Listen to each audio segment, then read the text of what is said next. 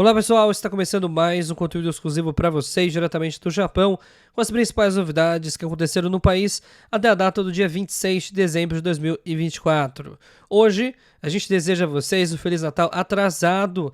Ontem, infelizmente, a gente não conseguiu gravar o vídeo, estamos ainda no processo de recuperação de influenza, portanto, a gente está retomando o trabalho aqui aos poucos. Mas vamos lá, hoje a gente vai falar sobre o ataque cibernético que aconteceu contra a Japan Airlines, que paralisou os voos praticamente aí em todos os aeroportos do país. Mais informações em instantes. Detalhes também do surto de influenza que atinge recorde no país, mais do que o ano anterior e mesmo para essa época do ano. Quantidade de nascimentos no Japão despenca, caindo aí para o número abaixo de 700 mil pela primeira vez, né, em muito tempo.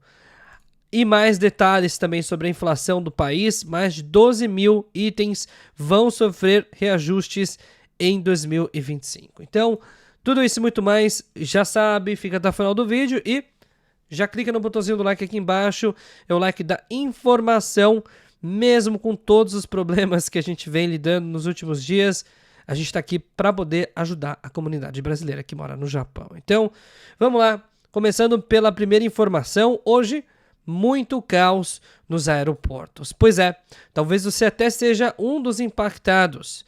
A Japan Airlines interrompeu praticamente todos os voos no país inteiro, por um motivo muito específico. A companhia aérea estava tendo um cyberataque no seu sistema interno e estava prejudicando o processo de despacho de bagagens. Por esse motivo, não estava funcionando o sistema e, consequentemente, eles tiveram que suspender todos os voos.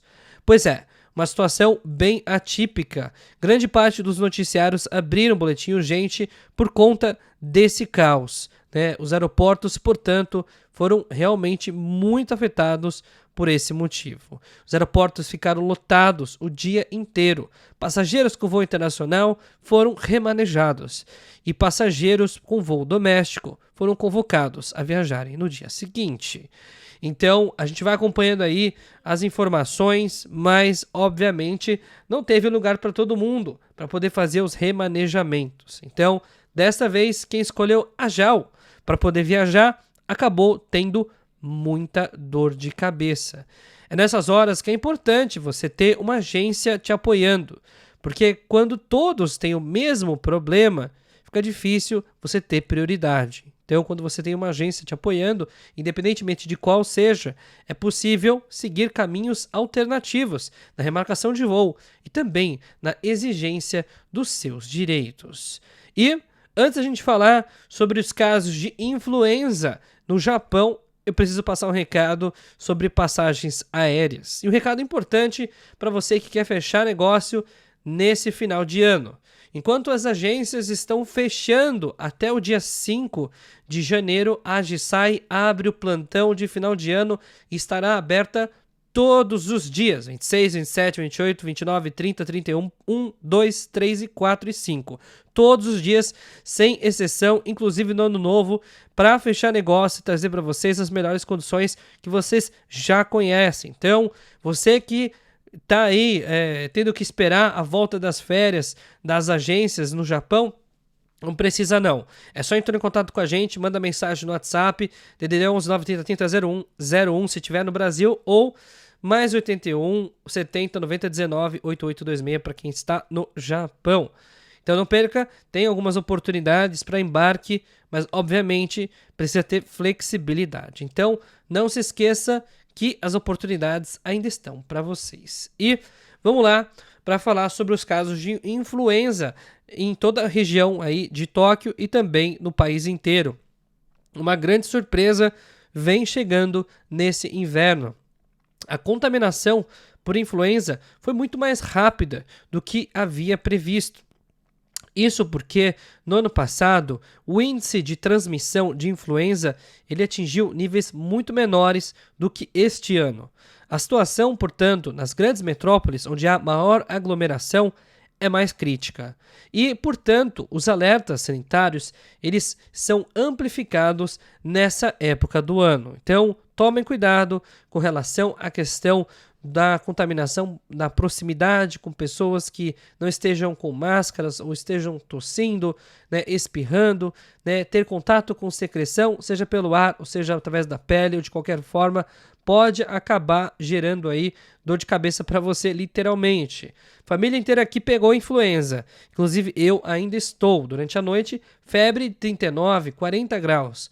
Mesmo medicando para baixar a febre e tudo, não tem como desacelerar o processo de cura. Vírus é complicado. Você tem que controlar os sintomas até que ele esteja dentro do controle. Então, situação bem complicada, chata, também prejudica a produtividade. Você que, por exemplo, trabalha em fábrica, ganha por hora, tem que faltar porque está doente, é dureza. E muitas vezes você não recebe nenhum tipo de indenização por isso. E a gente também. A gente que trabalha aqui e a gente ganha de acordo com a nossa produção.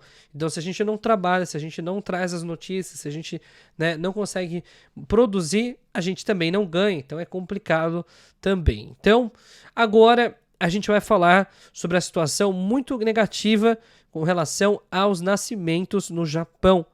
Agora é uma via de mão única. Parece que o Japão não vai conseguir mais sair dessa. A quantidade de nascimentos cai ano após ano, isso há mais de 30 anos, e vai atingindo recordes todos os anos. Por quê? Porque está cada vez mais difícil ter crianças no Japão. Tem vários motivos que os especialistas elegem para que isso aconteça. Um deles é o aumento do custo de vida, que coincidentemente vem aumentando nos últimos 30 anos, em especial nos últimos 3. A situação, infelizmente, é bem diferente do que era.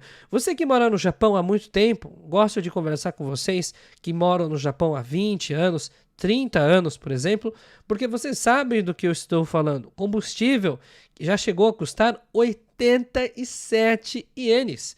Mas agora a situação é bem diferente. Quando a gente olha para a bomba de combustível, a gasolina está sendo cotada em média no país a 182 ienes. Ah, mas onde eu moro o meu posto é mais barato. Sim, porque a média ela faz a triangulação de onde é mais caro e de onde é mais barato. Regiões mais remotas, onde o custo de logística é maior, o combustível fica mais caro. Regiões mais metropolitanas ou regiões onde a logística é mais fácil, fica mais barato. Postos de combustível que têm estrutura mais enxuta, fica mais barato. Postos de gasolina que possuam estrutura um pouco mais refinada, por exemplo, atendimento a um frentista para poder abastecer, fica mais caro. Então a média é feita com base não nos parâmetros do seu consumo, mas nos parâmetros nacionais, que todos, inclusive de províncias mais remotas, acabam tendo aí, portanto, né, o consumo do combustível. Então, 182 é a gasolina normal. E a aditivada, né, ou a gasolina premium, chega a 190. Então, claro que abaixo disso está abaixo da média e acima disso está acima, né? Não é tão óbvio quanto parece, até porque eu mesmo andei por alguns lugares hoje aqui em Kobe e pude verificar que os preços variam bastante de posto para posto. Tem posto, inclusive, que a gasolina estava 174, enquanto outros estavam 190. Qual é a diferença na prática? Difícil de explicar, mas percentualmente é muito significativo. E vamos falar também sobre a inflação no quesito alimentar. Primeira coisa que é importante ressaltar é que o aumento do preço de combustível afeta todos os produtos alimentícios. Por quê? Porque os produtos alimentícios, uma grande parte do percentual do custo é a distribuição, é a logística, é o caminhão, é o combustível. E esse custo aumentando, ele vai aumentar o custo do produto. E, consequentemente, o preço final no mercado, ele precisa ser um pouco maior para compensar esse aumento do custo. Porque no final das contas, quem paga o pato sempre é o consumidor. Por esse motivo, os preços de mais de 12.520 itens oficialmente serão reajustados em 2025. Ou seja, se você acha que já tá caro do jeito que tá, pera, porque vai ficar mais caro ainda, né? Por quê? Porque o combustível estava subsidiado até agora. E agora, com a queda dos subsídios, o preço tende a escalar um pouco mais. Pois é, uma situação para lá de preocupante. Isso porque morar no Japão não é a mesma coisa que era antigamente. Quando o iene era muito mais valorizado, a inflação próxima de zero ou negativa e também, obviamente, o rendimento mensal ele era maior por conta de flexibilidades trabalhistas e uma série de outras questões. Então, é muito importante que se saliente que a situação nesse momento não é das mais fáceis. Então, aquelas pessoas que adoram pintar o Japão como se fosse o melhor país do mundo, presta atenção em uma coisa: a gente não pode negligenciar as estatísticas comparativas com outros países. Agora, falar que não está acontecendo nada no Japão e que está tudo bem, vai ficar tudo bem, a verdade não é bem essa. Os fatos falam por si só e a situação está bem diferente nos dias de hoje. Tô mentindo? Tô falando alguma abobrinha? Comenta aqui embaixo. Vamos ver se alguém discorda do que eu tô falando. E vamos lá. Atualização do caso Honda e Nissan, né? E talvez até Mitsubishi. A possibilidade de fusão ela é quase inevitável. Nessa altura do campeonato, uma das coisas que ficou muito evidente é de que a situação econômica da Nissan é muito precária.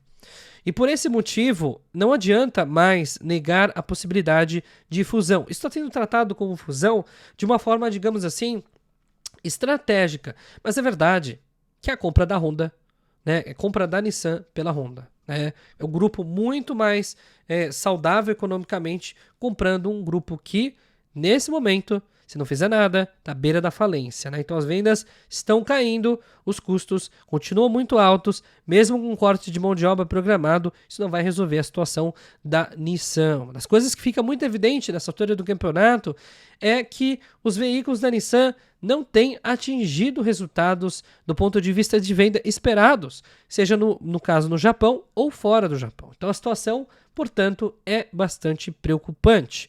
E mais detalhes com relação às relações diplomáticas entre Japão e China. A China e o Japão estão se aproximando mesmo com essa questão dos Estados Unidos aí no processo de sucessão presidencial.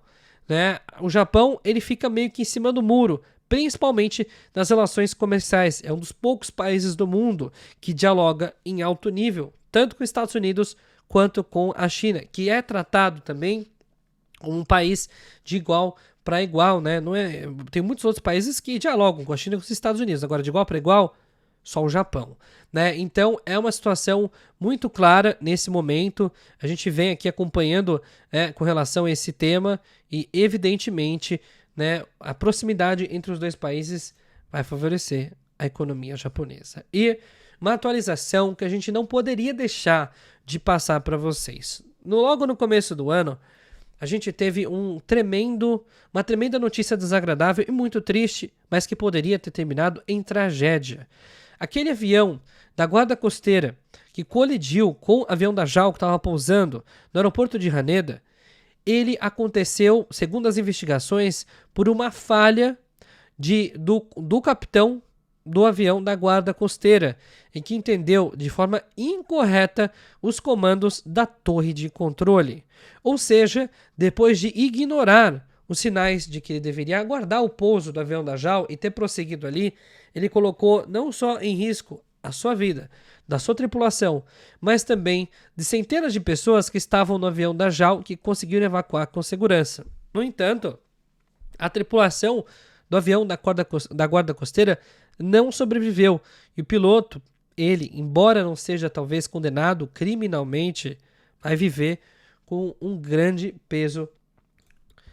E uma notícia também, uma atualização sobre aquele roubo que aconteceu na corretora DMM Bitcoin no Japão.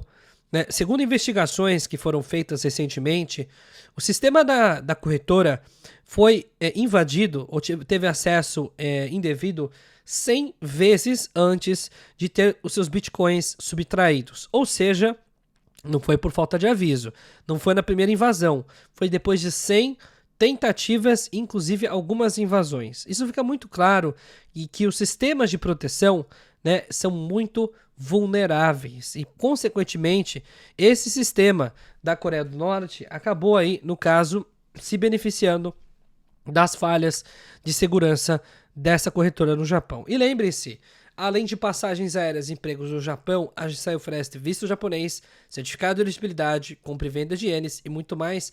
Para entrar em contato é muito simples. Manda mensagem aqui no WhatsApp, beleza? Então, pessoal, a gente vai ficando por aqui no vídeo de hoje. Até o vídeo de amanhã, todos os dias, atualizações que acontecem diretamente do Japão.